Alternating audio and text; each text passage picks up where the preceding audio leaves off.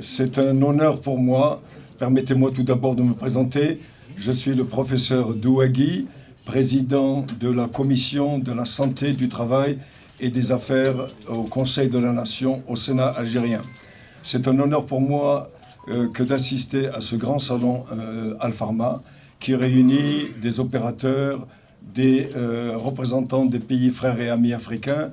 Et je voudrais dire ma satisfaction en tant que professeur en médecine et en tant qu'homme politique, ma grande satisfaction de voir l'état d'avancement de notre industrie pharmaceutique en Algérie. En effet, grâce à la volonté politique de notre président, Monsieur le Président de la République, Monsieur Abdelmejid Tebboune, nous sommes arrivés, avec les efforts des uns et des autres, à avoir une couverture dans notre pays de près de 70% des médicaments. Cette sécurité pharmaceutique est un élément fondamental dans la sécurité de notre pays, mais également dans la sécurité de nos pays frères et amis africains. Le deuxième point sur lequel je voudrais insister, c'est la grande idée qui a été à l'origine, dont a été à l'origine Monsieur le Président de la République, à savoir l'Agence internationale de coopération en direction de nos pays frères africains.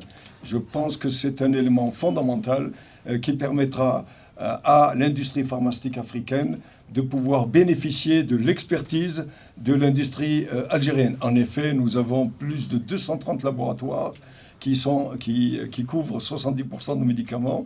Nous sommes résolument tournés vers l'innovation thérapeutique et nous avons 100 laboratoires qui ont reçu l'agrément. Je voudrais dire que l'Algérie est tout à fait disposée à construire des partenariats gagnant-gagnant avec nos frères et pays amis d'Afrique subsaharienne et d'Afrique en général, parce que nous avons une expertise. Enfin, il y a un message politique que je voudrais donner, que je viens de donner lors de l'audition que j'ai eu l'honneur d'avoir avec Monsieur le ministre des Industries pharmaceutiques. Vous savez qu'au cours de la maladie, la Covid-19, l'Afrique a payé le prix cher. Et je voudrais vous donner deux chiffres qui doivent attirer notre attention et nous permettre de réfléchir tous ensemble. 90% de la population des pays occidentaux ont été vaccinés contre le Covid-19. Seulement 8% de nos citoyens africains ont été vaccinés contre la Covid-19. Et j'ajoute que les pays développés, et je peux les comprendre un petit peu, ont refusé de nous donner les vaccins.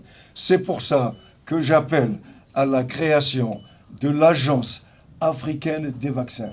C'est une agence africaine des vaccins qui est extrêmement importante et qui va nous permettre de voir la sécurité des vaccins dans nos pays africains et qui va nous permettre de mettre en place des projets de recherche afin d'assurer la sécurité de nos citoyens africains. Je voudrais remercier infiniment Monsieur le secrétaire général de la Wilaya qui a bien voulu me céder sa place pour ce discours. Merci pour votre attention.